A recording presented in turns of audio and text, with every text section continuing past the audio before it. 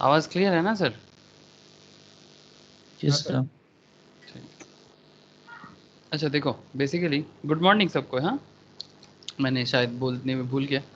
अच्छा तो फिर आज अकाउंट्स का बेसिक क्लास है, ठीक है। ये हम लोग थोड़ा बहुत गैप दे दे के ये बेसिक क्लास हम लोग का चलता है। आप लोग जानते हो कि अकाउंट्स का जो मेन जो एडवांस पार्ट है वो तो मैम के पास आप लोग करते ही हो, बट ये बेसिक एरिया वाइटल होता है बिकॉज इसके ऊपर डिपेंड करके आपका ना फंडामेंटल रेडी होना चाहिए। क्या रेडी होना चाहिए सर? आपका फंडामेंटल रेडी होना चाहिए। ऐसे कुछ लोगों को पूरा आता है, जिनको एकदम नहीं आता उनके लिए बहुत अच्छा होता है, और जिनको आता है उनका रिविजन्स हो जाता है, ठीक है। जिनको ऑलरेडी अकाउंट समझ आता है वो रिवाइज कर लेगा। जैसे कि हम लोग इस क्लास में normally journal entries, ledger posting, ये सब नॉर्मली डिस्कस करते हैं। बट इसके अलावा हम लोग अकाउंट्स का ना जो प्रैक्टिकल यूज़ है उसके साथ भी अपने आप को बहुत ज़्यादा कनेक्ट करते हैं। तो जैसे कि जो लोग मतलब इसका मैं नॉर्मली ज़्यादा डिटेल्स बात करता हूँ स्टॉक मार्केट में, ठीक है। स्टॉक मार्केट में मैं बहुत ज़्यादा डिस्कस करता हूँ, बट करेंटली मैं डिस्कस करने जा रहा हूँ कि आपको मैं प्रैक्टिकल चीज़ें बताऊंगा, उसके साथ साथ मैं आपको अकाउंट्स का एक्चुअल यूज़ भी बताऊंगा। मतलब क्यों अकाउंटेंसी सीखना क्यों है, सबसे इंपॉर्टेंट बात। जैसे कि HDFC स्नेहासिस, सोच सुनना। हाँ, ये नॉर्मली मैं फंडामेंटल एनालिसिस में पढ़ाता हूँ, बट मैं फंडामेंटल एनालिसिस मतलब जो स्टॉक मार्केट में पढ़ाता हूँ वही वाला चीज़ मैं आप लोगों को भी बताऊंगा, ठीक है। मतलब normally same to same thing मैं स्टॉक मार्केट फंडामेंटल में भी डिस्कस करता हूँ, और वही चीज़ मैं अकाउंट्स के ये वाला क्लास में भी डिस्कस करने जाऊँगा। तो मैटर को ध्यान से सुनना, बेसिक है बट लेवल है सर, ठीक है। मतलब मैं कहना ये चाहता हूँ कि ऐसा नहीं कि बस अकाउंटेंसी सीख रहे हैं, मतलब आप ऐसा सोचो कि आप अकाउंटेंसी का यूज करना सीख रहे हैं। आप मेरा बात समझ रहे हैं विश्वजीत, स्नेहाशीष? क्योंकि आप लोगों को पता है हाँ सर। मन्नन तो एकदम स्टार्टिंग से सीखेगा, बाकी और भी लोग ज्वाइन आज नहीं किया बट वो लोग बाद में करेगा, ठीक है। बट मेरा मेन ऑब्जेक्टिव क्या है, आप लोगों को मैं अकाउंटेंसी के साथ ना मतलब पूरा कनेक्ट करना चाहता हूँ कि आप किसी भी मोमेंट में किसी भी बिजनेस का अकाउंट्स बनाने के लिए आपको बोल दिया जाए तो आप उसका मतलब यूज भी करना सीख जाओ, ठीक है। आजकल सॉफ्टवेयर के थ्रू से होता है, लाइक टैली, ERP, SAP, जो भी करो आप, ठीक है। आपके इंस्टीट्यूट भी ये सब सिखाएगा आपको, तो आप उसके थ्रू से भी सीख जाओ। तो आज केस स्टडीज करेंगे HDFC का। तो आप देखो, मैं आपको स्टार्टिंग में HDFC का केस स्टडीज दिखाऊंगा। मतलब केस स्टडीज मतलब आपको मैं रियल लाइफ अकाउंट्स दिखाऊंगा कि एक्चुअल में अकाउंट्स देखने में कैसे होते हैं। रियल लाइफ एकदम कंपनी का रिसेंट डेटा, जो नॉर्मली मैं स्टॉक मार्केट स्टूडेंट को बताता हूँ, क्योंकि वो लोग कंपनी में इन्वेस्ट करता है ना, तो उनको उनका रीडिंग करना या उसको अंडरस्टैंड करना जरूरत होता है। उसके बाद मेरा मेन काम क्या है, मेरा मेन काम जो है दैट इज आपको अकाउंटेंसी का जो भी एकदम स्टार्टिंग से लेके जो भी स्टार्टिंग सीखना है, like journal entry, ledger entry, वही सब बेसिक एरिया में मैं बात करूंगा आप लोगों के साथ। बट बेसिक एरिया को जितना स्ट्रांग करोगे आप, आपका अकाउंट्स का मतलब फ्यूचर उतना ब्राइट होगा। हाँ सर, समझ में आ रहा है ना सर सबको मैं क्या बताने का यस कोशिश कर सर। रहा हूँ? Yes sir. ओके सर, ठीक है। स्नेहाशीष, विश्वजीत, समझ आ रहा है तुम लोगों को? हाँ सर। ओके। तो देख, जैसे कि मैं फंडामेंटल में करता हूँ, मैं वही वाला चीज़ फिर से कर रहा हूँ। तो मैंने जस्ट क्या किया, मुझे एक्चुअली मैं स्टॉक मार्केट क्लास में कुछ दिन पहले इसके बारे में फंडामेंटल एनालिसिस में डिस्कस कर रहा था। तो उसमें मैं एक्चुअली डिस्कस कर रहा था HDFC बैंक के बारे में। तो इसलिए मैं क्या करता हूँ कि HDFC के साइट में गया। आप लोग देख पा रहे हैं सर HDFC का साइट, HDFC बैंक का? Yes sir. हाँ सर। अब आप लोगों को यहाँ पर दिखाई दे रहा होगा कि अगर आप कंपनी एनालिसिस करना चाहते हो कि किसी भी कंपनी का एनालिसिस, सर हम लोग तो बेसिक्स ऑफ अकाउंट सीख रहे हैं, आप कंपनी एनालिसिस का बात कर रहे हो। सर एक एक चैप्टर का जो एडवांस लेवल है वो तो आप लोग मैम के पास सीखोगे बड़े ही अच्छे से। सर मेरा काम क्या होता है जानते हो? मेरा काम होता है आपको अकाउंट्स के साथ प्यार करना, कि आप अकाउंट्स को प्यार करना चालू कर दो। ये मेरा मेन ऑब्जेक्टिव है। और उसको प्यार कैसे करोगे? तो मोहब्बत होना ज़रूरी है अपने सब्जेक्ट के साथ। जो सब्जेक्ट को मोहब्बत प्यार करना चालू कर दे ना, वो उसका काम आधा वहीं पर कंप्लीट हो जाता है। और अगर आप मोहब्बत नहीं करोगे, सिर्फ करना है इसलिए करते हैं, ये वाला ऑब्जेक्टिव से पढ़ाई जितना लोग कम करेगा उतना ही अच्छा है। ऐसे ही देश का हालत जो खराबी में जा रहा है ना सर, इंडिया 2024-25 में 5 ट्रिलियन का इकोनॉमी बनने का सोच रहा था, इवन उस एरिया में अपने आप को बिल्ड भी कर रहा था। बट ये कोरोना, इस कोविड सिचुएशन ये ऑब्जेक्टिव को कितना पूरा करेगा, इसमें ना एक बहुत बड़ा क्वेश्चन मार्क डाल दिया सर। सर ऐसा हालत में दो चार प्रॉब्लम है। सर दो चार प्रॉब्लम क्या है? सिर्फ दो चार प्रॉब्लम ये है कि पहला बात, जो एजुकेशन सिस्टम है ना, ये एजुकेशन सिस्टम हमें ये एजुकेशन नहीं देना चाहिए जो एजुकेशन से एक्चुअली रियल लाइफ में कुछ प्रॉब्लम सॉल्व हो पाए, जिसमें देश का जीडीपी ग्रोथ हो, जिसमें देश में बिजनेस ग्रोथ हो। जो एजुकेशन से सिर्फ लोग नौकरी नौकरी नौकरी नौकरी करता रहेगा ना, मतलब नौकरी कहाँ से आएगा सर अगर बिजनेस नहीं बनेगा तो। मैं रोज बोलता हूँ, लेकिन ये करंट सिचुएशंस में और भयंकर एक पॉइंट आ रहा है, because ultimately we need business. And business को बिल्ड करने के लिए जिसका जो फील्ड है, जो इंजीनियर है वो प्रोडक्ट इनोवेट करे, जो अकाउंटेंट है वो हिसाब किताब करे, कॉस्टिंग देखे, टैक्सेशन का पार्ट देखे, तो जिसका जो रोल है ना वो उसका रोल को लगाए। और जो इनोवेटिव लोग हैं जिसके पास कुछ ना कुछ आइडिया है, वो कुछ मैन्युफैक्चर कर रहा है, फिर प्रोडक्ट को या फिर जो सर्विसेज है वो सर्विस को वो एरिया में डिस्ट्रीब्यूट कर रहा है, तो उसके हिसाब से बिजनेस में डेवलपमेंट होना बहुत ज़रूरी है। मतलब ऐसे सिचुएशंस के साथ भारत को लड़ाई तभी लड़ पाएगा जब भारत का फाइनेंशियल कंडीशंस भी उतना ही बेहतर रहेगा। हम लोगों को सबको पता है सर, ये कोविड के कारण बहुत सारा लोगों का जॉब का प्रॉब्लम, इकोनॉमी का प्रॉब्लम, बहुत सारे बिजनेस का सिचुएशंस टर्मोइल चल रहा है सर, एक बहुत बहुत ज़्यादा ही प्रॉब्लम चल रहा है। और जितना अभी है और ज़्यादा होगा, मतलब ईच एंड एवरी पर्सन इसके अंदर आएगा सर। तो अगर सबको मिल के लड़ाई लड़ना है ना, आई डोंट नो कि आप लोग किस लेवल पे सोच पा रहे हो मेरे बात को, बट सीरियसली सर मैं जेन्युइन बात कर रहा हूँ। आज मैं जो बात कर रहा हूँ आप लोगों के साथ, ये मेरा अपना पर्सनल फीलिंग नहीं है, ये तो सर वर्ल्ड का टॉप टॉप मतलब जो इकोनॉमिस्ट है, जो टॉप टॉप फाइनेंशियल नॉलेज रखते हैं, वो सभी कोई देख पा रहे हैं। और इंडिया जैसा कंट्री जहाँ पर 130-35 करोड़ की आबादी है, ऐसा इतना बड़ा भीड़ जैसा कंट्री को संभालने के लिए ना सर बहुत ज़्यादा इनोवेशन का ज़रूरत है, specially in the business need. ऊपर से चाइना का थ्रेट वो तो हमेशा हमारे सर के ऊपर मंडरा रहा है, वो हमसे डेवलप है बिकॉज उसका बिजनेस डेवलप है। आप लोग जानते हो ना, चाइना हमसे डेवलप है, ये sir no yes sir. Yes ना। चाइना हमसे क्यों डेवलप है सर, ऐसा क्या कर लिया चाइना जो इंडिया नहीं कर पाया लास्ट 75 साल में। जहाँ की अगर आप लास्ट 75 ईयर्स का डेटा देखो तो चाइना और इंडिया करीब करीब एक ही लाइन से स्टार्ट किया था, उल्टा चाइना कुछ एरिया में इंडिया से नीचे था काफ़ी सारा एरिया में। लेकिन सर लास्ट 75 ईयर्स में चाइना ने जो डेवलपमेंट लाया ना सर अपने कंट्री के अंदर, जिस तरह का वो इनोवेशन लाया, स्पेशली वर्किंग पीपल जो वर्किंग पर्सन है लाइक अस, ठीक है, फ्रॉम 18 टू लेके 60s का जो लोग है, 18 ईयर्स एज से लेके 60 ईयर्स एज तक का जो लोग है, ये लोग बहुत मेहनत किया, इनोवेट किया, न्यू न्यू प्रोडक्ट डेवलपमेंट किया। आप लोग समझ पा रहे सर मेरा बात को,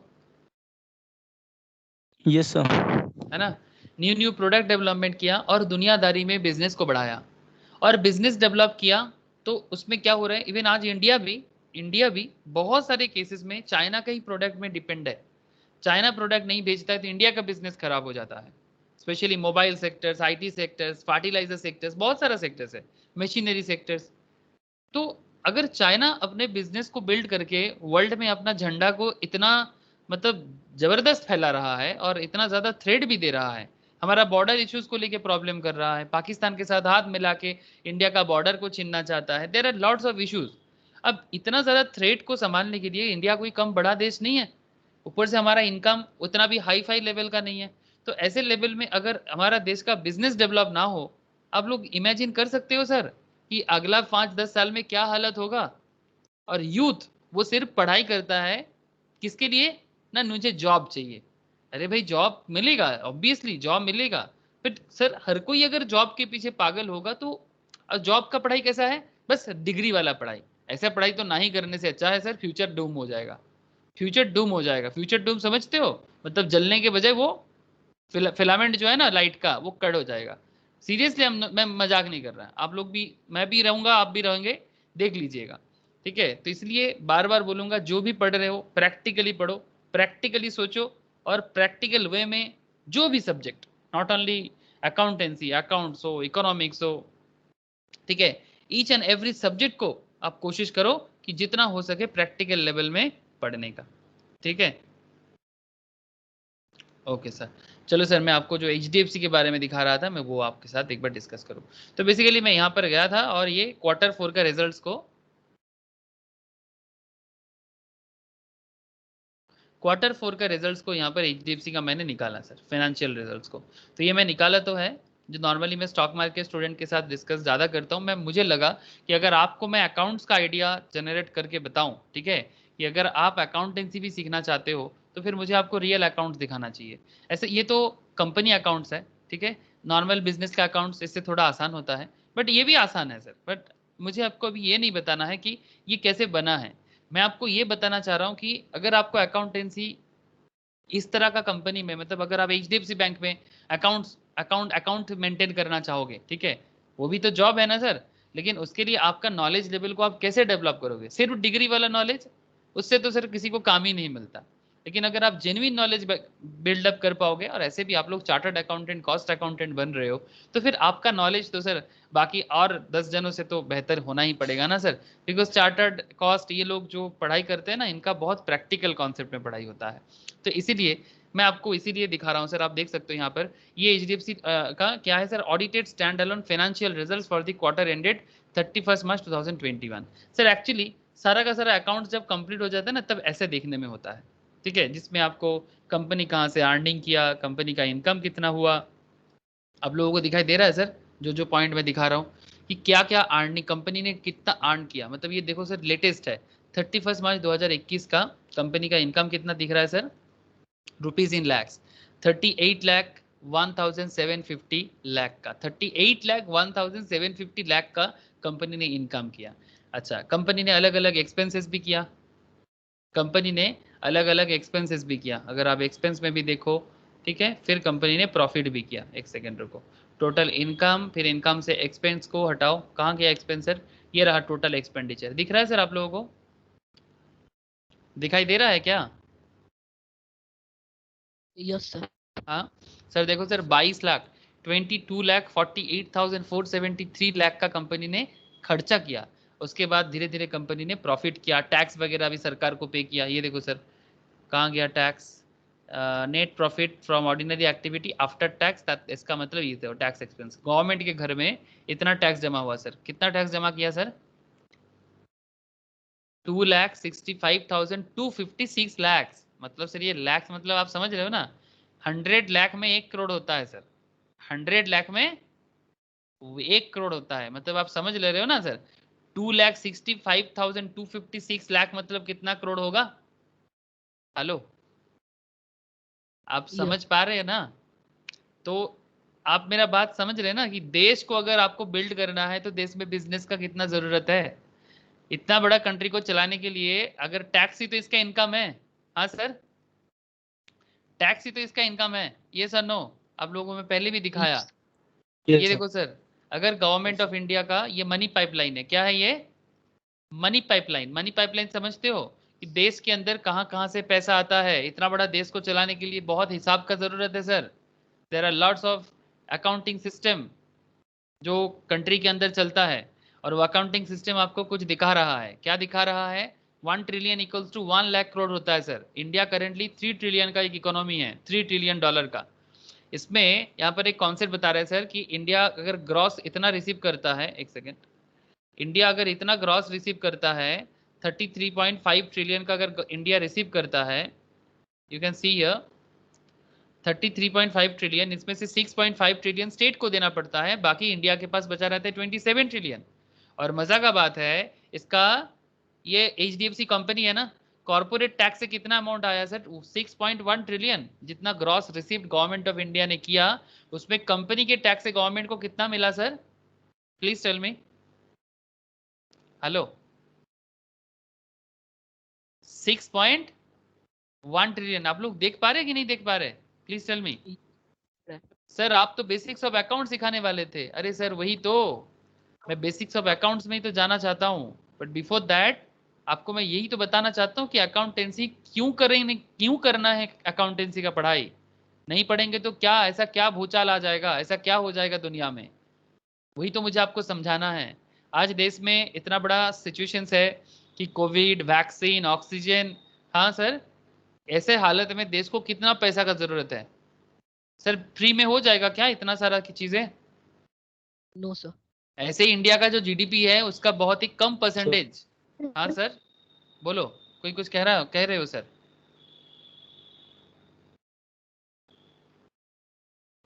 इंडिया का जो टोटल GDP है ना सर, उसका बहुत ही कम परसेंटेज हेल्थ और एजुकेशन में खर्चा होता है। अभी तक कोई भी गवर्नमेंट तो उस हिसाब से हेल्थ और एजुकेशन में खर्चा ज्यादा नहीं किया।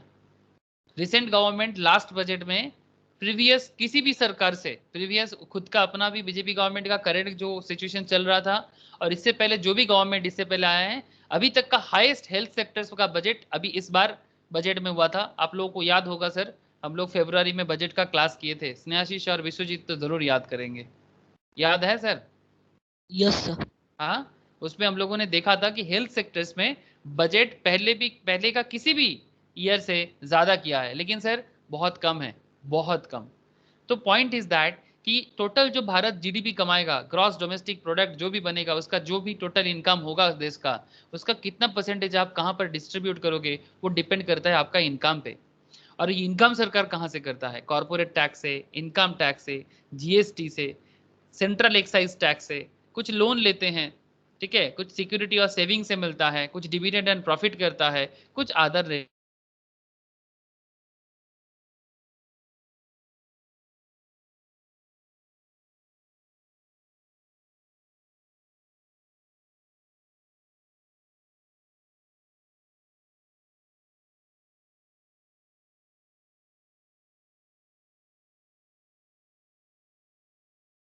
हेलो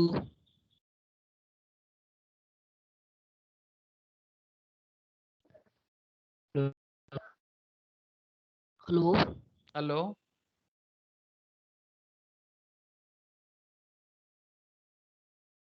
हेलो, यस, आवाज बीच में चला गया था। यस, बीच में चला गया था, वो मैं बोल रहा था ना सर, यहाँ पर बहुत ज़्यादा तूफान वगैरह चल रहा है 3-4 दिन से, तो इलेक्ट्रिक बीच बीच में थोड़ा फ्लैक्चुएट कर रहा है, दैट्स वाई। अभी ठीक है?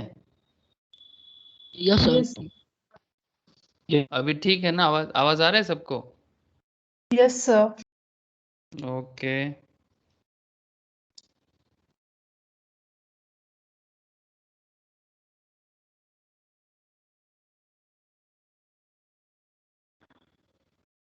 ठीक है। फिर से फ्लक्चुएट करेगा तो चिंता का बात नहीं है, कुछ भी करके आ जाएगा, ठीक है। अच्छा चलो सर, मैं आपको जो दिखा रहा था, अच्छा तो इस तरह से एचडीएफसी का आप देख पा रहे हैं कितना प्रॉफिट कर रहा है, ठीक है। लेकिन मैं आपको ये सब अभी आप लोग धीरे धीरे ही समझ पाओगे ना, ठीक है। नेट प्रॉफिट कैलकुलेट करने इसके लिए आपको फाइनल अकाउंट्स का प्रिपरेशंस लेना है, जो मैम से आप लोग सीखोगे। फिर रेशियो एनालिसिस का पढ़ाई करोगे, जहाँ जो भी आप बहुत वाइटल वे में आप कंपनी का रेशियो का एनालिसिस करना सीख पाओगे। There are varieties of ratios, capital adequacy ratios, basic EPS, earning per shares, NPA ratio, मतलब ये बैंक के बिजनेस के हिसाब से है। एनपीए का मतलब होता है नॉन परफॉर्मिंग एसेट्स रेशियो। ये सब अभी जरूरत नहीं है, मैं बस आपको सिखा रहा हूँ कि आप लोग धीरे धीरे जब अकाउंट्स में बेहतर अपने आप को बना लोगे, तो आप किसी भी बड़े ऑर्गेनाइजेशंस का, जैसे कि मैं आपको एचडीएफसी बैंक का अकाउंट्स दिखा रहा हूँ, तो ये अकाउंट्स सिर्फ अभी देख रहे हो, एक दिन ऐसा होगा कि आप अकाउंट्स बना रहे हो। हाँ सर, ऐसा होगा कि नहीं होगा? क्या मैं ऐसा उम्मीद कर सकता हूँ कि एक दिन ऐसा आएगा कि आप ऐसे अकाउंट सीख गए कि आप इतना बड़ा बड़ा कंपनी का अकाउंट्स बिल्डअप कर सकते हो? हाँ सर, मेरा ऐसा सोचना गलत होगा क्या? हाँ, नो सर, होगा। होगा ना सबको? अच्छा सभी कोई बोलो ना, ओके। Yes, तो sir. बेसिकली, ओके सर, तो मैं इसी उम्मीद के साथ ही आप लोगों को पढ़ाने के लिए बैठता हूँ। उम्मीद से दुनिया कायम है। हाँ सर, उम्मीद से दुनिया कायम है, इतना उम्मीद तो मैं कर ही सकता हूँ, इतना आशा, इतना तो मेरे अंदर होना चाहिए। आप लोगों के अंदर भी आशा है, इसी आशाओं को लेके आप भी पढ़ने बैठते हो कि जिंदगी में कुछ करना है, कुछ बनना है, ठीक है। तो आपके हिसाब आप अपने हिस्से का करो। अब हर कोई अपने अपने हिस्से का करता है ना सर, तो दुनिया में बहुत कुछ हो जाता है। हम लोग सोचते हैं कि मैं अकेला करके क्या करूंगा, अरे भाई तुम अपने हिस्से का तो करके दिखाओ, ठीक है। बाकी लोग क्या करता है वो बाकी लोगों के ऊपर छोड़ दो, कम से कम हम लोग अपने अपने हिस्से का करें। हम लोग कॉमर्स के स्टूडेंट्स हैं, कॉमर्स के लोग हैं, हम लोग अपना बिजनेस एंड कॉमर्स एरिया को डेवलप करें। जो इंजीनियर है वो इंजीनियरिंग को देखे, जो मेडिकल सेक्टर्स में है वो मेडिकल को देखे, जो आर्टिस्टिक मैटर में काम करते हैं वो आर्ट्स को देखे। Everything is necessity for this world, है ना सर। किसी भी कंट्री के लिए आर्ट्स, साइंस, कॉमर्स सब जरूरी है, किसी एक के बिना एक जी नहीं पाएगा। ऐसे अगर सबके घर के सामने अभी अभी जैसे कोविड आ गया, ऐसा लग रहा है कि सब हॉस्पिटल्स बहुत ज्यादा हो जाए तो कितना अच्छा होगा, ऐसा फील आ रहा है ना सर। कोविड में क्या लग रहा है कि हॉस्पिटल चाहिए, ऑक्सीजन चाहिए, लेकिन आप सोचो कि आप ऐसा सोसाइटी में जीते हो जिधर सुबह से उठते बैठते आपको सिर्फ हॉस्पिटल ही दिखता है, क्या अच्छा लगेगा? नो हाँ सर, सर। नहीं सर ना। तो ऑब्वियसली हम लोग ऐसा ऐसा सोसाइटी कभी बिल्ड नहीं करना चाहेंगे जो सिर्फ हॉस्पिटल हॉस्पिटल पे बात करे। बट सर उसका भी एक बैलेंस होना चाहिए। हम लोग ऐसे सोसाइटी में जीना ज्यादा पसंद करेंगे जहां पर सुबह उठने से हमें मंदिर मस्जिद गिरजा, जहां पर वो लोग अपने अल्लाह को अपने भगवान को ढूंढते हैं, पूछते हैं, अपना बात करते हैं, मन का बात करते हैं, एक बहुत ही सुंदर वातावरण क्रिएट करता है। तो ये भी एक बहुत अच्छा कॉन्सेप्ट है। तो उसके लिए भी एक स्पिरिचुअल कॉन्सेप्ट भी होना चाहिए सोसाइटी में। तो सब कोई अपना अपना हिस्से का करे, मुझे लगता है सोसाइटी बहुत डेवलप करेगा सर। लेकिन वही प्रॉब्लम है ना कि कोई अपने हिस्से का प्रॉपरली करता नहीं है और सिर्फ एक दूसरे को दोष देता रहता है। हाँ, मैं यही देखता हूँ दुनिया में सारा दिन, सब एक दूसरे को कैसे दूसरे के ऊपर उंगली खींचा जाए तो शायद मेरा दोष थोड़ा कम हो जाए, ऐसा चल रहा है जो भी हो। अच्छा आप एचडीएफसी बैंक में देख सकते हो कि ये देखो सर क्या मेंटेन किया गया है, अकाउंटिंग स्टैंडर्ड 17। ये सब आप लोग धीरे धीरे सीखोगे, ये सब इंटरमीडिएट लेवल में आके सीखोगे, ठीक है, अकाउंटिंग स्टैंडर्ड। लेकिन सर अकाउंटिंग स्टैंडर्ड्स मैं आपको बताऊंगा, इसका कैलकुलेशन सीखोगे इंटरमीडिएट लेवल में आके, लेकिन इसका एडुकेशन जो है, इसका नाम मतलब इसका नाम, इसका कॉन्सेप्ट क्या है अकाउंटिंग स्टैंडर्ड्स का, ये मुझे आपको बेसिक में ही समझाना पड़ेगा, फाउंडेशन लेवल में ही आपको बताना पड़ेगा सर। तो इसलिए मैं आपको जो बोल रहा हूँ आप लोग प्लीज ध्यान से सुनो। बहुत सारा चीजें मैं एक्चुअली अब आपको कंपनी अकाउंट्स नहीं सिखाऊंगा, मैं तो आपको बेसिक सिखाऊंगा, जर्नल एंट्री सिखाऊंगा, अकाउंटिंग इक्वेशन सिखाऊंगा, लेजर सिखाऊंगा, बेसिक बातें करूंगा। लेकिन बेसिक बातें करने से पहले मैं आपको दिखा रहा हूँ कि आप देखो तो सही कि आपको कहाँ तक पहुंचना है। अगर आपको पता ही नहीं कि रास्ता किधर जाता है तो उस रास्ते में चल के क्या फायदा? हाँ सर, रास्ता किधर जाता है इफ यू डोंट नो, तो फिर उस रास्ते में चल के कहाँ तक पहुंच पाओगे? कहीं के नहीं रहोगे ना। तो इसीलिए मैं थोड़ा रास्ता दिखा रहा हूँ आपको कि आप कहाँ धीरे धीरे पहुंचोगे। जैसे देखो सर ये बैंक है ना, इसका अलग अलग सेक्टर से रेवेन्यू आता है, सेगमेंट रेवेन्यू, कहाँ कहाँ से एचडीएफसी बैंक रेवेन्यू अर्न करता है, कहाँ कहाँ से एचडीएफसी बैंक रेवेन्यू अर्न करता है, उसका डिटेल्स दिया हुआ है, ट्रेजरी से कितना कमाते हैं, रिटेल बैंकिंग से कितना, होलसेल से कितना, ये सब आपको फाइंड आउट करना है एज एन अकाउंटेंट फ्यूचर में जब आप इस तरह का काम करोगे। Income from operations, total profit before tax, ठीक है, ये तो इनकम का एरिया हो गया। इसके अलावा आपके पास फिर से ये देखो सर, कैपिटल लाइबिलिटीज, कंपनी का कितना कैपिटल है, कंपनी का कितना लाइबिलिटीज है। जैसे यहाँ पर अगर हम लोग थोड़ा सा नजर डालें,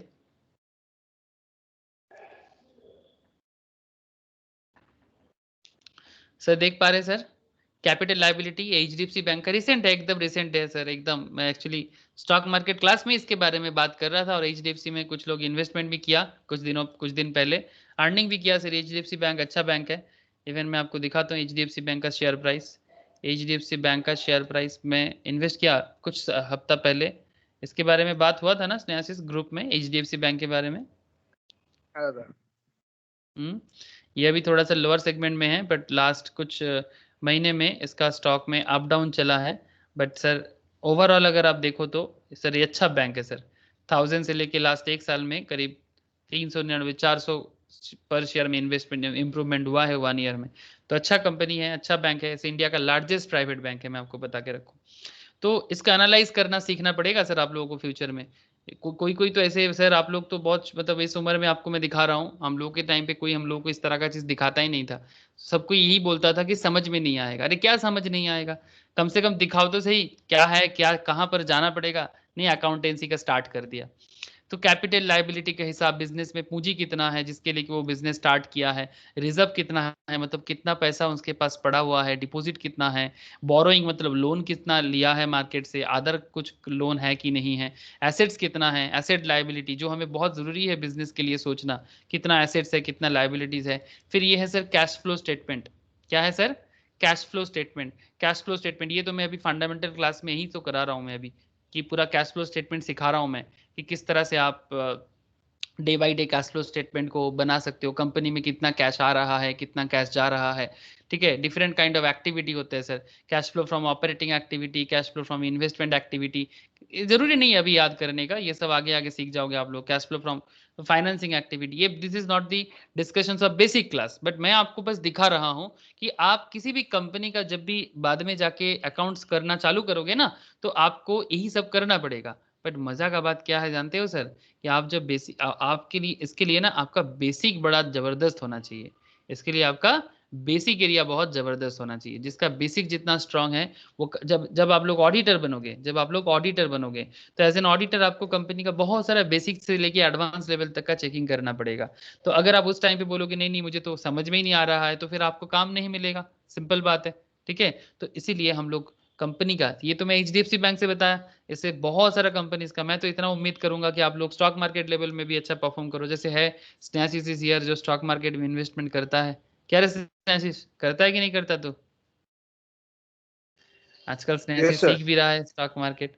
ठीक है, तो बहुत काम आएगा स्नेहासिस, इसलिए अकाउंटेंसी को बहुत ही प्यार से कर, बहुत ही प्यार से समझ। मैं रोज कुछ ना कुछ प्रैक्टिकल एग्जांपल क्लास में जरूर दूंगा, इवन बेसिक के क्लास में भी दूंगा। ये मेरा एक न्यू कॉन्सेप्ट, मैं सोच रहा था कि बेसिक्स में बोलना नहीं चाहिए, पर मुझे लगा कि नहीं, बेसिक्स में ही बोलना चाहिए। ठीक है, ताकि धीरे धीरे आप, बहुत लोग तो सर 50+ एज में आके सीख रहा है, क्या बताऊंगा मैं आपको, जरूरी हो जाता है बिकॉज कंपनी एनालिसिस के लिए दीज आर वेरी इंपॉर्टेंट। तो आप लोग भी 50+ एज में जाके सीखोगे क्या? अरे अभी से थोड़ा कनेक्शंस बनाते हैं। ठीक है, ओके चलो सर अभी क्या करेंगे, चलो स्टार्ट करते हैं हम लोग बेसिक्स ऑफ अकाउंट्स का बिल्डअप। ठीक है, या फिर आप बोल सकते हो यहाँ से बहुत सारे MCQ क्वेश्चंस, छोटा छोटा क्वेश्चंस आपको एग्जाम में पूछते हैं। ठीक है, तो आप लोग रेडी रहना। तो उसके लिए आपको मैं, ये एकदम पहला है इंट्रो क्लास है बेसिक्स ऑफ अकाउंट्स का, तो इसलिए मैं कुछ चीजें लिखाऊंगा आप लोगों को, फिर धीरे धीरे कैलकुलेशंस पार्ट में पहुंचूंगा। ठीक है सर, आप लोगों को बात समझ आ रहा है ना सर? कि इतना देर से जो भी इतना सब कैलकुलेशंस करोगे कैसे, Yes, sir. उसके लिए तो आपको बैकग्राउंड क्रिएट करना होगा ना, इसके लिए तो आपको बैकग्राउंड क्रिएट करना होगा। तो पहले मैं बैकग्राउंड बिल्ड करूंगा, फिर मैम के पास आप लोग और एडवांस पढ़ोगे। ठीक है, इस तरह से आप धीरे धीरे धीरे धीरे, एक दिन ऐसा आएगा जिस दिन आप HDFC बैंक या भारत का सारे बैंक का अकाउंट्स भी सीख जाओगे, अकाउंट्स मेंटेन भी करना चालू कर दोगे और ऑडिट भी करना चालू कर दोगे। सर अगर बैंक में नौकरी नहीं किया तो इन्वेस्टमेंट करके, कंपनी से इन्वेस्टमेंट करके अर्निंग करोगे, जैसे अभी मैंने आपको दिखाया कि अगर मानो किसी ने HDFC बैंक के शेयर में प्रॉपर एनालिसिस करके उसको समझ में आ गया था कि कंपनी का बिजनेस बढ़ेगा, बड़ा भी है ना सर, ये देखो एक सिंपल लॉजिक से मैं आपको बता सकता हूँ। जस्ट लुक हियर सर, कितना इनकम कंपनी ने 31 मार्च 2020 में किया था, ऑडिटेड वाला देख लेते हैं। ये है 31 मार्च 2021। ठीक है, अच्छा ईयर एंडेड, अच्छा ये देखो सर, बिजनेस बढ़ा कि नहीं बढ़ा इसका कहाँ से पता चल जाता है?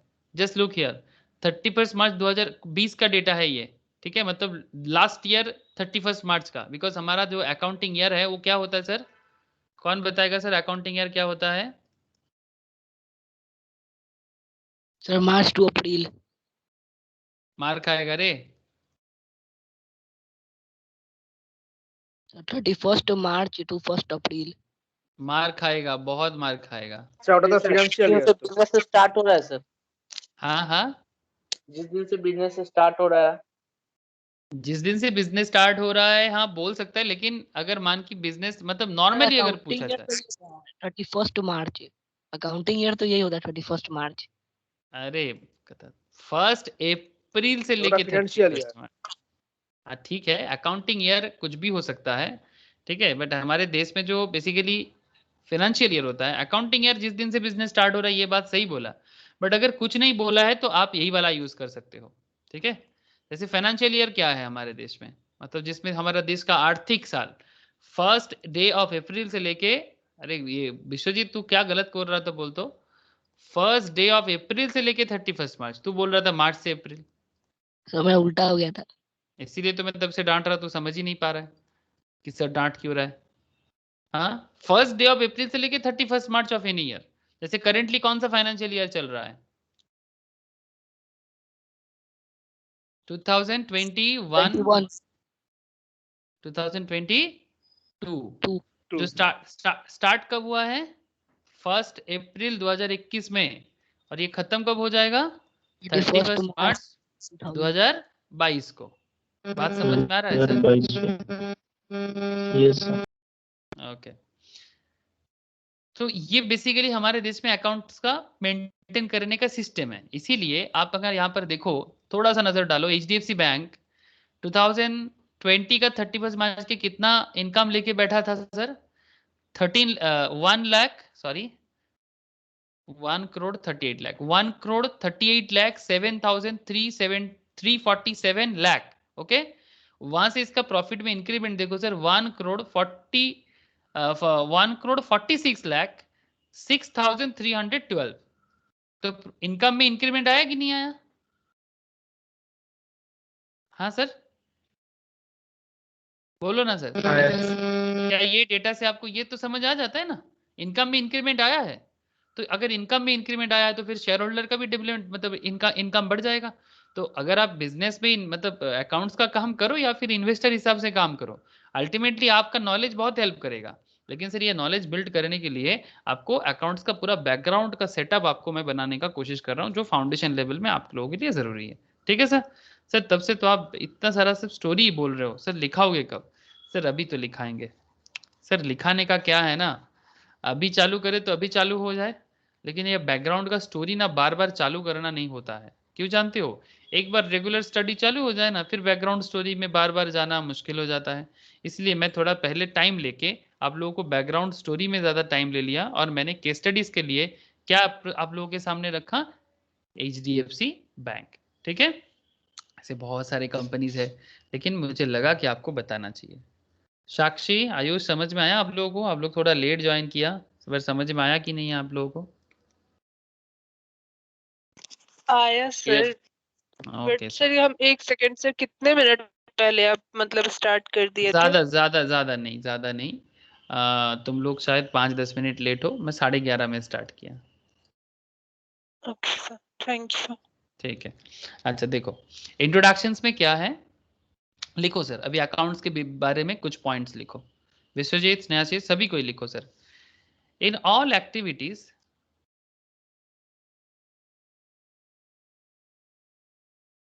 ऐसे अकाउंट्स को सीखो जैसे दुनिया आप लोग के लिए करेंटली अकाउंटेंसी बन जाए। इन ऑल एक्टिविटीज, वेदर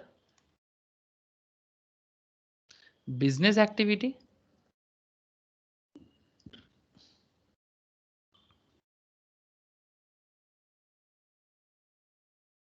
और नॉन बिजनेस एक्टिविटी,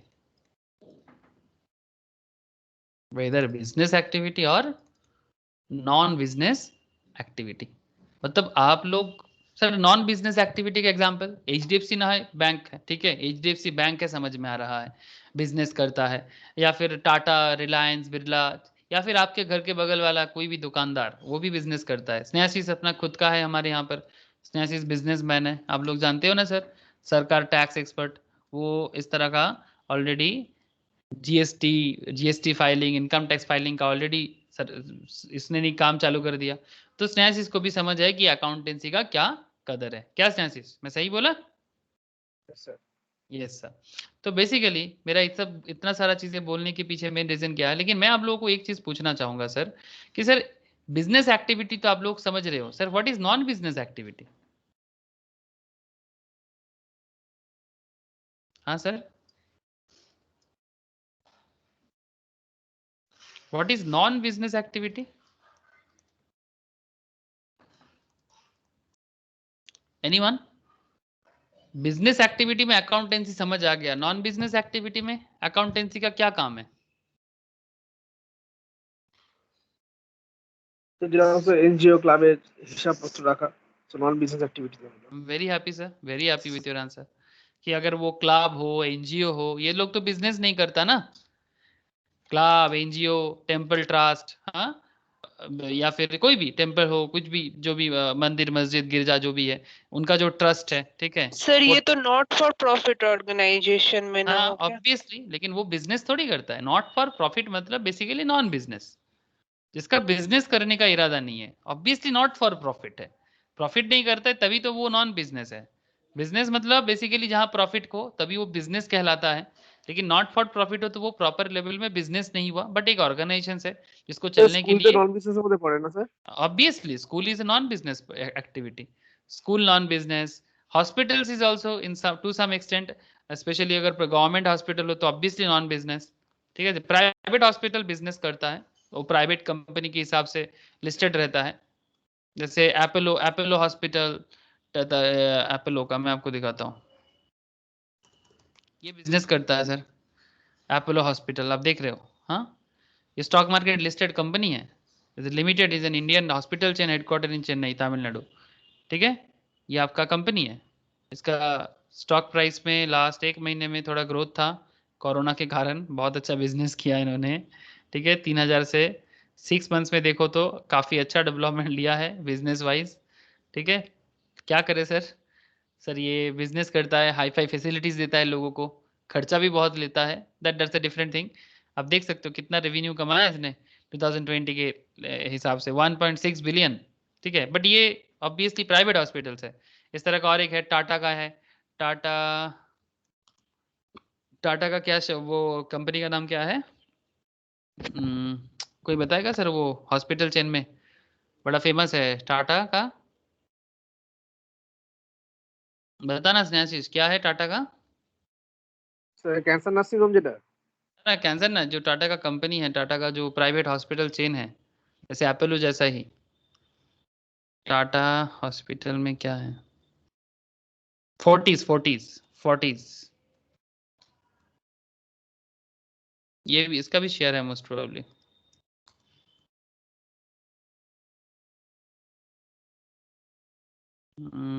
इसका फोर्टीज हेल्थ केयर के नाम पे होगा most probably. Yes, forties health care के नाम पे है, टाटा के नाम पे नहीं है, फोर्टीज के नाम पे है, टाटा का ही है। अभी 230 करके चल रहा है शेयर का दाम, ठीक है। तो ये लोग बिजनेस करता है, लेकिन मैं बोल रहा हूँ जैसे कि सरकारी hospital like RG Kar medical college hospital, ठीक है, जो भी सरकारी लेवल में है, इन लोगों का क्या काम है?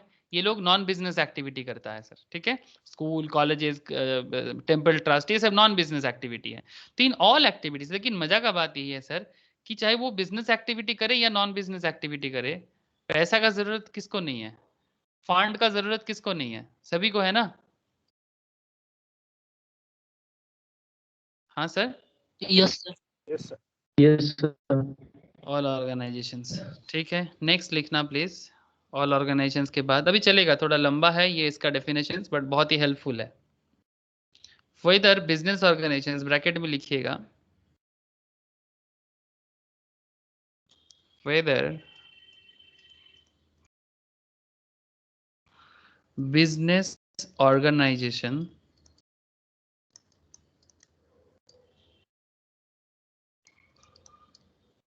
लाइक एक सेकंड रुको सर,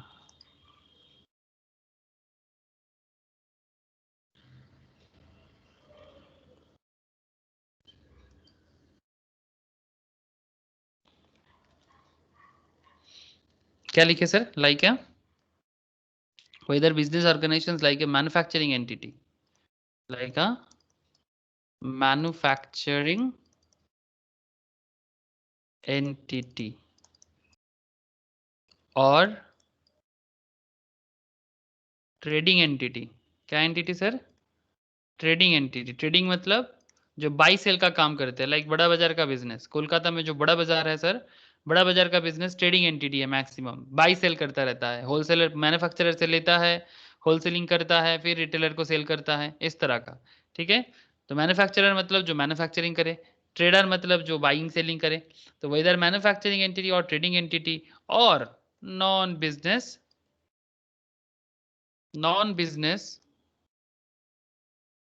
organizations like schools, हाँ सर, schools, colleges, हॉस्पिटल, सही बोल रहा हूँ ना sir? School, college, hospitals, library.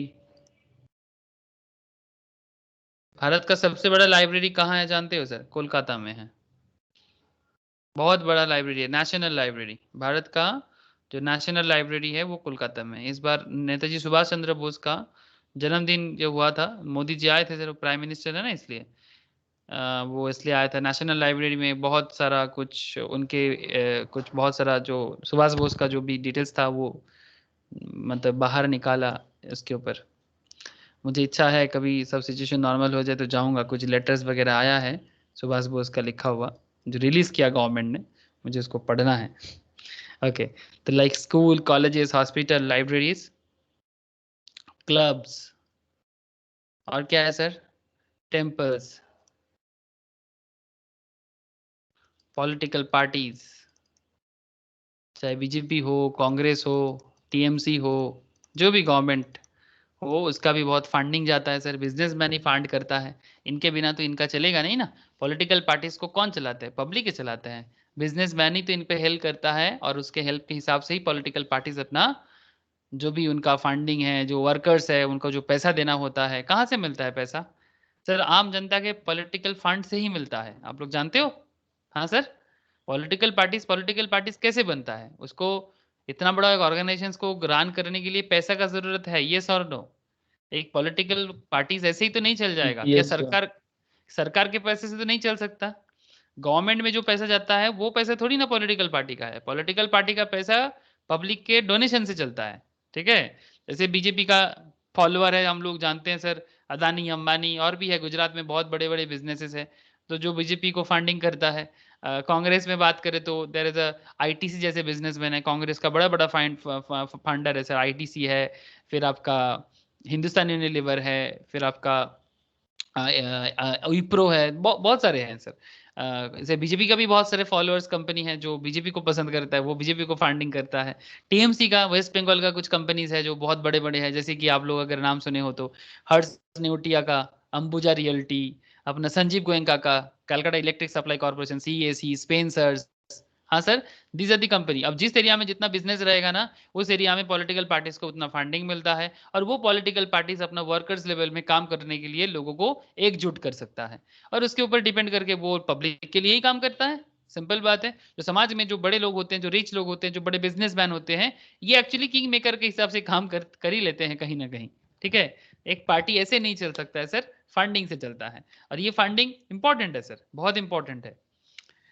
I hope आप लोग समाज व्यवस्था भी समझ पाओगे सर, अकाउंटेंसी पढ़ते पढ़ते, कि समाज सिस्टम किस तरह से चलता है। अच्छा, तो like school, colleges, hospital, libraries, clubs, temples, political parties, इन सबको भी तो चाहिए ना? क्या चाहिए? पैसा चाहिए, उसका अकाउंट्स मेंटेन करना है। I hope you understand sir.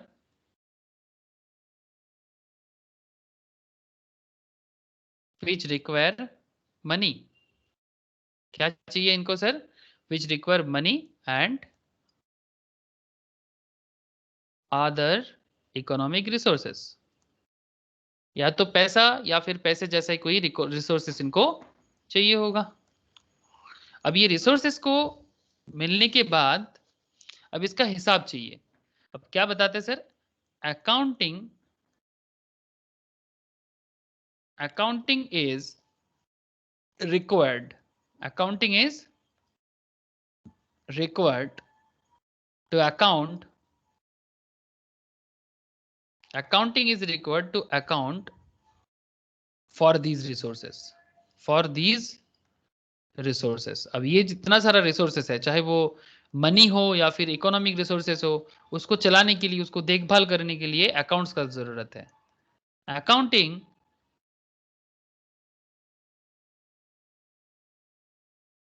is required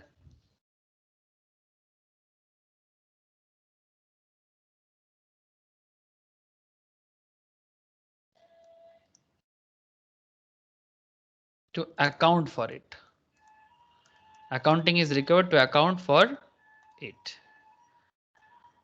एक पॉइंट लिखना, एक लास्ट पॉइंट है अकाउंट्स के related. accounting is also often called, accounting is often called, क्या बोलते जानते हो सर अकाउंटेंसी को? मतलब ये बहुत ज्यादा बोला जाता है। This is called language of what? Language of Business. Business. Thank you sir. Accountancy is also called language of business. Please point to be noted sir. Sir हम लोग अभी एचडीएफसी के बारे में बार बार तब से बात कर रहे हैं। एचडीएफसी का बिजनेस का सिचुएशन कैसा है? स्टेट बैंक ऑफ इंडिया का बिजनेस का सिचुएशन कैसा है? क्या ये एसबीआई के ऑफिस विजिट करने से पता चलता है, या एचडीएफसी बैंक के ऑफिस में विजिट करने से पता चलता है?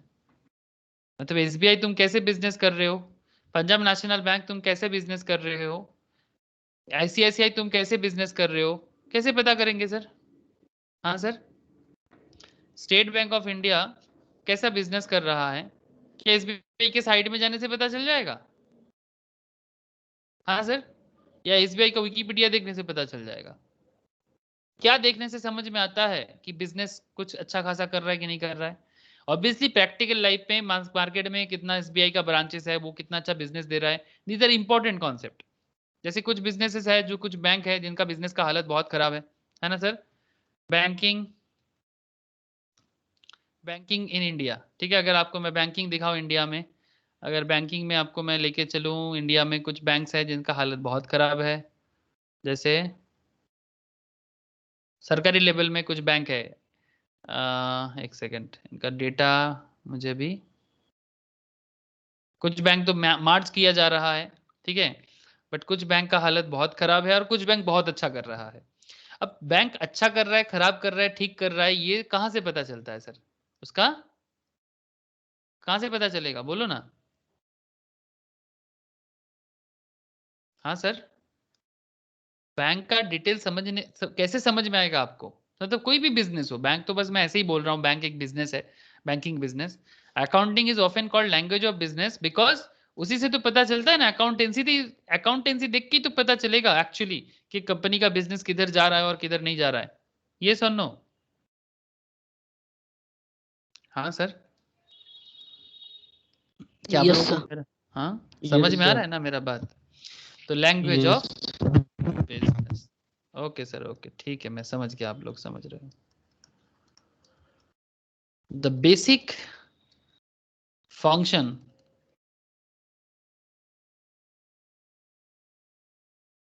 of any language, the basic function of any language, किसी भी लैंग्वेज का बेसिक फंक्शन क्या है? किसी भी लैंग्वेज का मेनी बेसिक फंक्शंस है। The basic function of any language is to serve as means of communication. क्या है sir?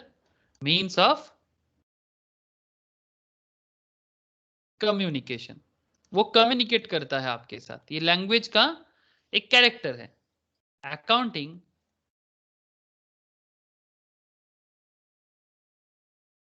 also serve these function। Accountancy भी आपके साथ क्या करता है सर? कम्युनिकेट करता है। अकाउंटेंसी भी आपके साथ कम्युनिकेट करता है। बोलो सर, बात समझ में आया?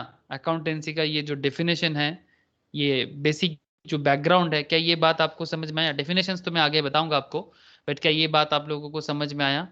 इवन स्टार्टिंग से जो अकाउंटेंसी का बैकग्राउंड बता रहे थे आपको केस स्टडीज के थ्रू से एचडीएफसी का, क्या वो बात यहाँ पर समझने में थोड़ा हेल्प कर रहा है? ठीक जिस तरह से हम लोग तब से एचडीएफसी बैंक का डिटेल्स चेक कर रहे हैं, इसका PL, balance sheet, cash flow statement, accountancy, ये सब आप लोग धीरे धीरे करोगे।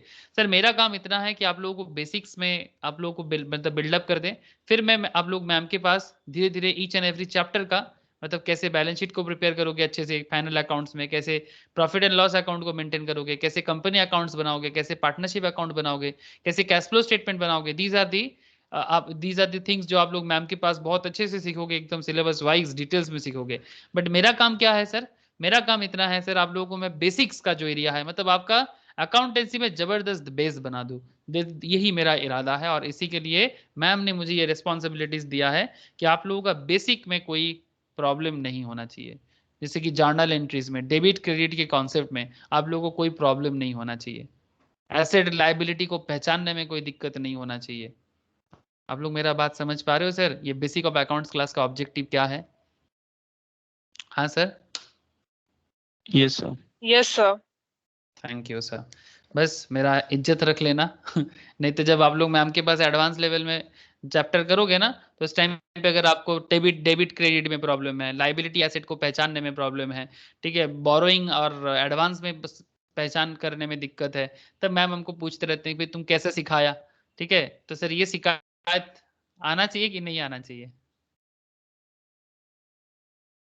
हाँ सर, ऐसे शिकायत आएगा कि नहीं आएगा?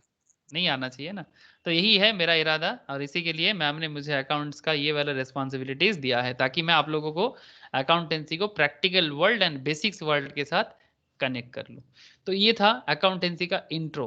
सभी कोई इंट्रो लिख लिया ना? स्नेहाशीष, विश्वजीत, बोलो, आयुष, लिखा कि नहीं लिखा? Yes, sir. Yes sir. Yes, sir. Yes, sir. ठीक है मन्नन। ओके नेक्स्ट एक डेफिनेशन लिखते हैं सर। अकाउंटेंसी के बारे में बात कर रहे हैं तो कुछ इंस्टीट्यूट है जो अकाउंटेंसी प्रोफेशंस को चलाते हैं, ठीक है। जैसे कि मैं सबसे पहले तो मैं आप लोगों के साथ नाम रखूंगा सर। दो डेफिनेशंस हम लोग यहाँ पर लिखेंगे, इंपॉर्टेंट है, याद रखिएगा। एग्जाम में सवाल भी पूछते हैं सर, इसीलिए मजाक नहीं सर। डेफिनेशंस से बात करें तो दो डेफिनेशंस मैं बताऊंगा अभी आप लोगों को।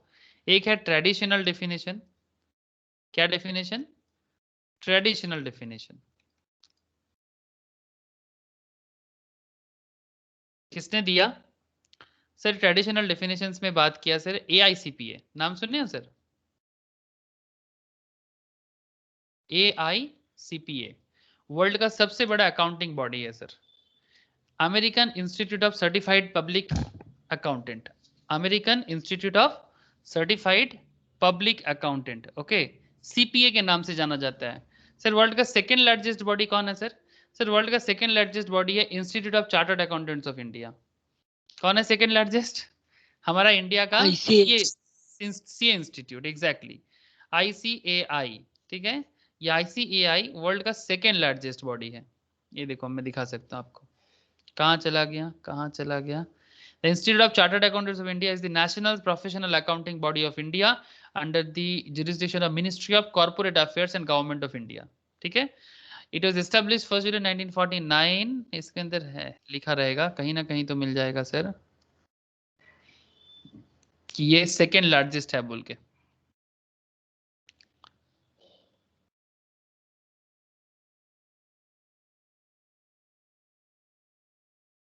यस मिल गया। ये देखो सर, दिख रहा है सर मेरा कर्सर के साथ? देखो ICAI मतलब institute of chartered accountants of India is second largest professional accounting and finance body in the world. दिख रहा है sir? In terms of membership and number of students, membership and number of student के हिसाब से ये world का second largest professional accounting and finance body है sir. तो फिर फर्स्ट कौन है सर? फर्स्ट बोला ना मैं आप लोगों को, अभी लिखाया, जिसका डेफिनेशन अभी लिखने जा रहे हैं सर। जो रिसेंट ट्रेंड में सबसे दुनिया में सबसे ज्यादा बिजनेस में डेवलपमेंट कौन किया सर? AICPA ना, मतलब American institute of certified public accountant is the national professional organizations of certified public accountants in the United States with more than इतना members, इतना countries में इनका पब्लिक प्रैक्टिस है, गवर्नमेंट है, education, students, affiliates, everything. Founded 1887, बहुत पुराना है sir, बहुत पुराना। 1887, हमारे तो 1949 का है, ठीक है। तो ये इनका मेन पर्पस है फाइनेंशियल अकाउंट्स को देखना, ठीक है। बहुत बड़ा ऑर्गेनाइजेशन है, बट ये अच्छा बात है सर, हम लोग 1949 में स्टार्ट करके सेकेंड लार्जेस्ट बन गए हैं। क्या इस बात में हम लोग प्राउड फील कर सकते हैं सर? AICPA 1887 से बन के चल रहा है, ठीक है। AICPA का नॉर्थ कैरोलिना का हेडक्वार्टर है सर, ठीक है। तो मैं बस आपको इतना बताना चाहता हूँ कि ये जो AICPA है ये American institute of public accountants, इसको CPA के नाम से बड़ा ही पॉपुलर है। इवन आप लोग चार्टर्ड अकाउंटेंट बनने के बाद में जाके CPA बन सकते हो, अगर अमेरिका में या फिर अमेरिकन एरिया में जाके काम वगैरह करना है। पढ़ाई मोर और लेस सेम ही है सर, उल्टा हमारा चार्टर्ड अकाउंटेंट को ज्यादा टफ माना जाता है comparatively, but they are also best. Obviously CPA भी बहुत बेस्ट माना जाता है। तो ये AICPA का डेफिनेशंस बहुत पूछते हैं सर, बिकॉज ये लोग बहुत ज्यादा पहले अकाउंटिंग सिस्टम को डेवलप कर लिया था मॉडर्न डे के लिए। तो इन्होंने बताया था, सर आप लोग समझ पा रहे हो ना सर अकाउंटेंसी मतलब किस, मतलब क्या क्या चीजें डिस्कशन करना जरूरी है। Yes sir. Accounting is the art of, मैं आप लोगों को हर चीज के बारे में पहचान दिलाना चाहता हूं, ताकि ऐसा नहीं कि सर हर बात किताब के अंदर ही छुप जाए, ऐसा नहीं करना है सर। किताब में जो लिखा है उस किताब के लिखा को ही मैं आप लोगों के सामने ले रहा हूं, लेकिन उसको प्रैक्टिकल कॉन्सेप्ट में आप लोग प्लीज ट्राई करो समझने का। ऐसा नहीं कि बात किताब में लिखा हुआ है और आप बस रट रहे हो। Accounting is the art of recording, art of recording, classifying, record करना, क्लासिफाइंग करना एंड समराइजिंग। क्या है sir? Summarising in a significant manner, significant manner, ठीक है। And in terms of money. जो भी बोलेगा मनी के टर्म से बताने का बड़ा इसका इरादा है, ऑब्वियसली, बिकॉज पैसे से मतलब उसको मेजर करना बहुत जरूरी है। Money, transaction, transactions and events, transactions and events. बहुत अच्छे से पढ़ो सर इसको, बिकॉज एग्जाम में क्या करते हैं ना, ऐसे डेफिनेशन उठा देते हैं और फिर आपको पूछते हैं कि ये डेफिनेशंस कौन बताया, ट्रू या फॉल्स। ठीक है, मतलब ये डेफिनेशंस इस तरह का डेफिनेशंस देके आपको डायरेक्ट पूछ लेगा कि ये डेफिनेशंस किसने दिया, आपको उसका नाम बताना पड़ेगा या फिर आपको ट्रू फॉल्स बताना पड़ेगा, विद रीजन बताना पड़ेगा। तो you have to ready for everything. The accounting is the art of recording, classifying, summarizing in a significant manner and in terms of money, transactions and events. Money, transactions and events which are in part at least, in part at least, कम से कम कुछ part ही सही, of a word, of a financial character, उसका कुछ part at least financial character का होना चाहिए। मतलब किस चीज का, ट्रांजैक्शंस का, ट्रांजैक्शंस का कुछ पार्ट एटलीस्ट फाइनेंशियल कैरेक्टर का होना चाहिए।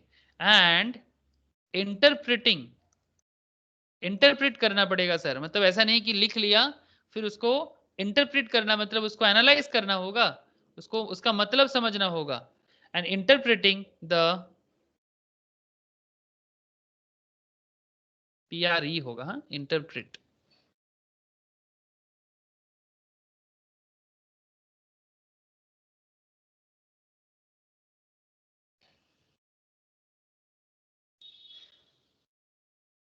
सर आप लोगों को मैं एक चीज बता दे रहा हूँ, हाँ, इलेक्ट्रिसिटी का इश्यूज मैं शुरू से बोल रहा हूँ, आप लोग देख पा रहे हो सर, हार्डली और 15 मिनट्स क्लास हो पाएगा, बिकॉज इलेक्ट्रिसिटी अभी तक नहीं आया।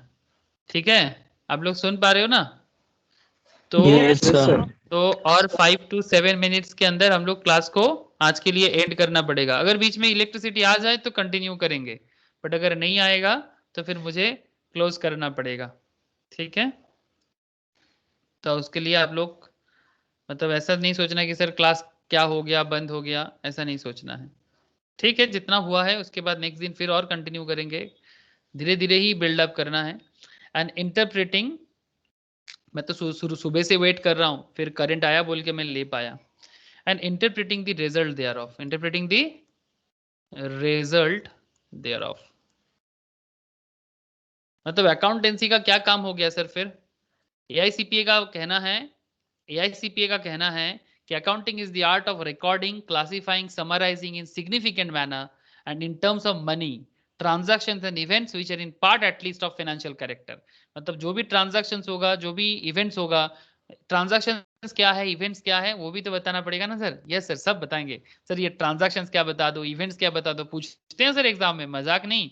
Transactions, events, these are the basic thing, but ये बेसिक थिंग आपको बहुत जबरदस्त जानना है सर, बहुत जबरदस्त जानना है, बिकॉज आप अपने आप को एक इन्वेस्टर, एक कंपनी का अकाउंटेंट की तरह सोचो, नॉर्मल इंसान नहीं सोचना है सर। तो ये एक कॉन्सेप्ट हो गया। अच्छा, और एक डेफिनेशंस, ठीक है, दो डेफिनेशंस मैंने आप लोगों को बोला था, ठीक है, एक ट्रेडिशनल डेफिनेशंस हो गया और एक मॉडर्न डेफिनेशंस भी लिख लेना चाहिए ना। अच्छा, मैं एक काम करता हूँ, कैमरा को ऑफ करता हूँ, शायद बैटरी ज्यादा देर तक दे दे, है ना? हाँ सर। बोला ही नहीं कोई मुझे, अभी मुझे याद आया, ये कैमरा ऑफ कर देते तो सुविधा होता। Modern definition,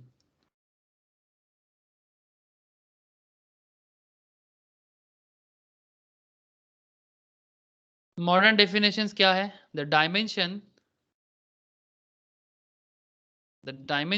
of accounting,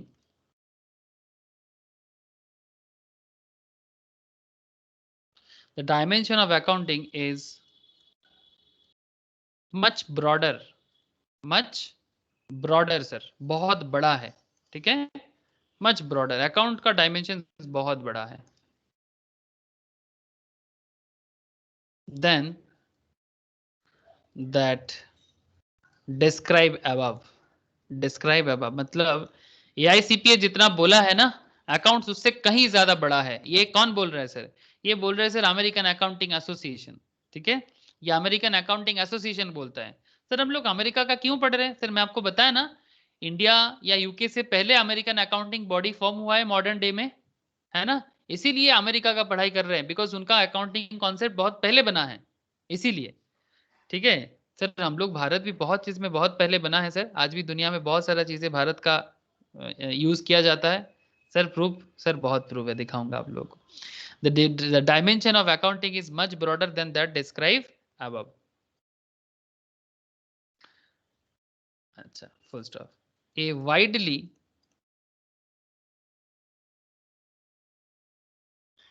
accepted definition of accounting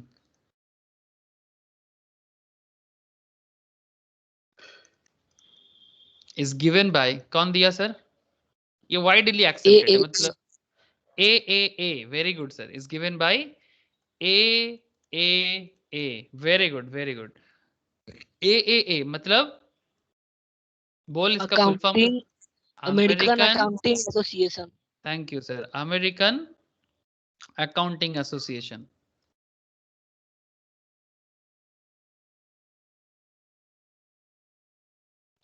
ये बड़ा ही वाइडली एक्सेप्टेड है, मतलब दुनिया भर में बहुत सारे कंट्रीज इसको एक्सेप्ट किया, जो AAA ने बताया। कब बताया सर? ये 1966 में बताया। ठीक है, विच ट्रीटेड अकाउंटिंग, इसने क्या बताया? विच ट्रीटेड अकाउंटिंग, उसने अकाउंट्स को थोड़ा लेवल अप किया। Which treated accounting as the process of, as the process of, मतलब उन्होंने बताया कि ये प्रोसेस है। किस चीज का प्रोसेस है? ये प्रोसेस है, is the process of identifying, is the process of identify करना,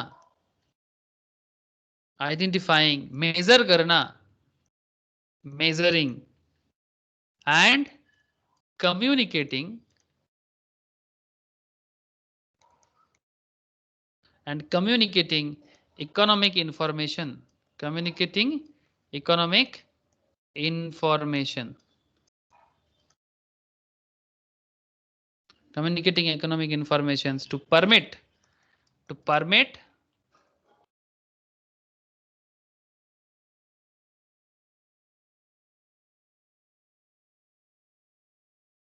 informed judgment, to permit informed judgment. क्या है सर? Inform judgments. ठीक है, and decisions by the users of accounting information.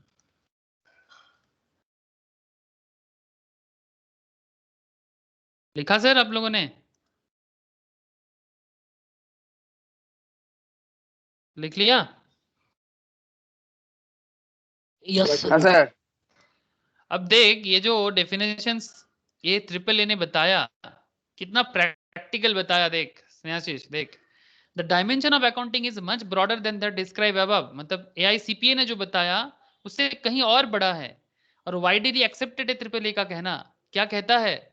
The process of identifying, process of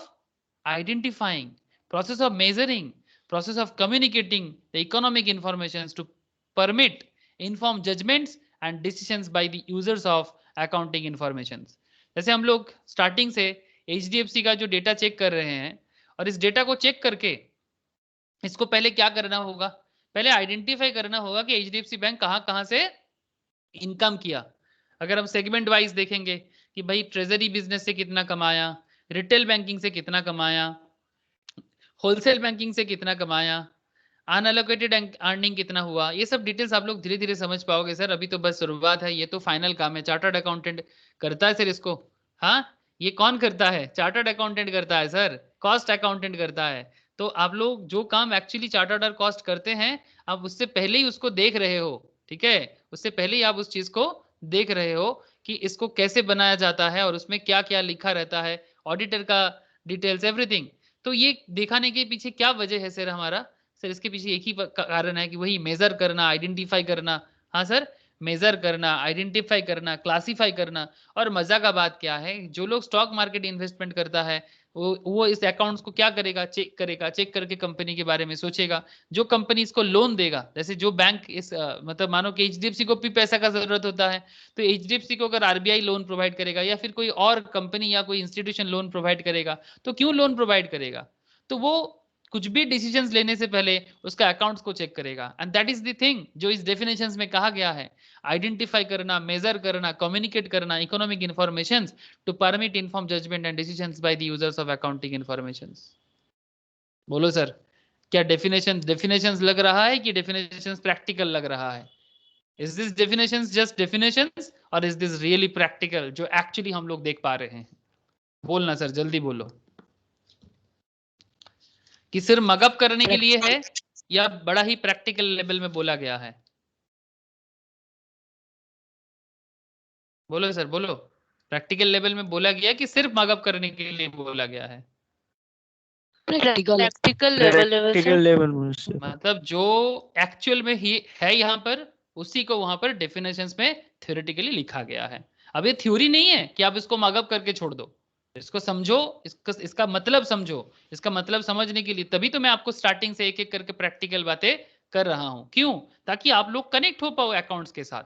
ठीक है, ये तो basic है, लेकिन बेसिक के बाद ही तो धीरे धीरे हम लोग पहुंचेंगे ना। जैसे बूंद बूंद से सागर बनता है, हम लोग भी अकाउंट्स का बेसिक सीखते सीखते एक दिन चार्टर्ड अकाउंटेंट का काम भी करना सीख जाएंगे, कॉस्ट अकाउंटेंट का काम करना भी सीख जाएंगे। चलो sir, activities covered under accounting.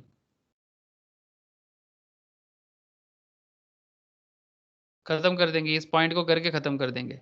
Activities covered under accounting, क्या क्या एक्टिविटीज इसके अंदर कवर्ड होता है? क्या क्या? सबसे पहले लिख लो सर, आइडेंटिफाई करना, आइडेंटिफाइंग। मैं डिटेल्स चर्चा करूंगा नेक्स्ट क्लास में। आइडेंटिफाइंग, फिर नेक्स्ट में लिखना सर मेजरिंग, नेक्स्ट में लिखना सर रिकॉर्डिंग, नेक्स्ट में लिखना सर क्लासिफाइंग, फिर इसी के साथ कंटिन्यूएशन में चल रहा है सर क्लासिफाइंग, और क्या है समराइजिंग,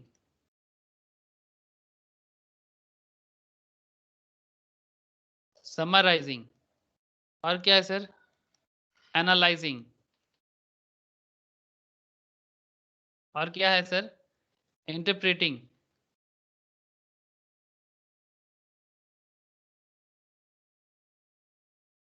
और क्या है सर कम्युनिकेशन। कम्युनिकेशन मतलब बेसिकली बात एकदम सिंपल है। अकाउंट्स बोलता है, अकाउंट्स बोलता है, आइडेंटिफाई करना पड़ेगा, मेजरिंग करना पड़ेगा, रिकॉर्ड करना पड़ेगा, क्लासिफाई करना पड़ेगा, समराइज करना पड़ेगा, एनालाइज करना पड़ेगा, इंटरप्रेट करना पड़ेगा, फिर जाके ये एचडीएफसी हो या फिर किसी भी कंपनी का अकाउंट्स हो आपके साथ कम्युनिकेट करेगा, और फिर जाके आप कंपनी में इन्वेस्टमेंट, जिसको हम लोग बोलते हैं फंडामेंटल एनालिसिस। तभी तो चार्टर्ड अकाउंटेंट जो बड़े बड़े होते हैं ना सर, जो एनालिसिस करके कंपनी में, जैसे Rakesh Jhunjhunwala, Motilal Oswal, they are famous chartered accountant sir. आप लोग शायद नाम सुने हो। हाँ सर, नाम सुने कि नहीं सुने राकेश झुंझुनवाला का?